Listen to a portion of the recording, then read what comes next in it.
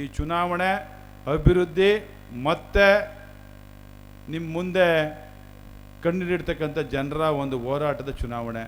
ದಯಮಾಡಿ ಯಾರು ಬಂದು ನಿಮ್ಮ ಹತ್ರ ನನಗೆ ಆ ತೊಂದರೆ ಆಗಿದೆ ಈ ತೊಂದರೆ ಆಗಿದೆ ಅನ್ನುವಂಥ ಮಾತುಗಳನ್ನ ಹೇಳಿದ್ರೆ ದಯಮಾಡಿ ನಿಮ್ಮ ಕೈ ಮುಗಿದು ಹೇಳ್ತೀನಿ, ಕೇಳಬೇಡಿ.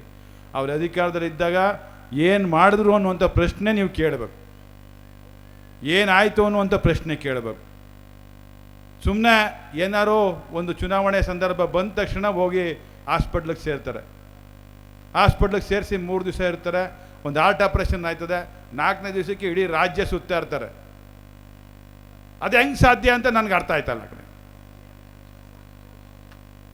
ಯಾರು ಹಾರ್ಟ್ ಪೇಷಂಟ್ಸು, ಈಗ ಚೆಲುವಣ್ಣ ಇಲ್ಲೇ ಕೂತವನೆ, ಚೆಲುವಣ್ಣಂಗೆ ಇರ್ತಕ್ಕಂಥ ಸೇಮ್ ಕಾಯಿಲೆ ಅವ್ರ ಸ್ನೇಹಿತರಿಗೆ ಕುಮಾರ್ ಅಣ್ಣಂಗೆ ಇರ್ತಕ್ಕಂಥದ್ದು.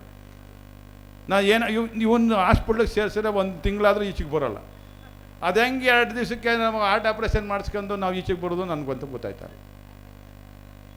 ನನಗೆ ಏನಾರೋ ಒಂದು ವಸ್ತು ಇದಿದ್ದರೆ ಹೇಳ್ಕೊಡಿ ದಯವಿಟ್ಟು.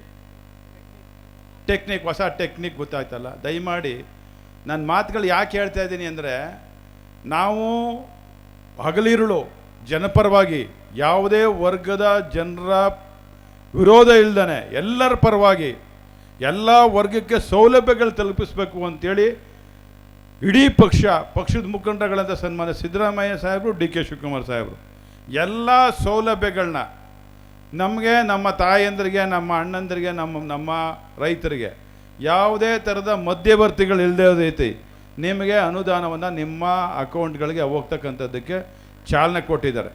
ಅದನ್ನು ನಿಮ್ಮ ಅಕೌಂಟ್ಗಳಿಗೆ ಬರ್ತಾ ಇದೆ. 1-2 ಬರದೇ ಇದ್ದರೆ ಅದನ್ನು ಸಹ ಮಾಡಿಕೊಳ್ಳಲಿಕ್ಕೆ ಸರ್ಕಾರ ಗಂಭೀರವಾದಂಥ ಪ್ರಯತ್ನ ಮಾಡ್ತಾ ಇದೆ. ಅದನ್ನು ಸಹ ಯಶಸ್ವಿಯಾಗಿ ಮಾಡ್ತಾ ಇದ್ದೇವೆ. 100ಕ್ಕೆ 99%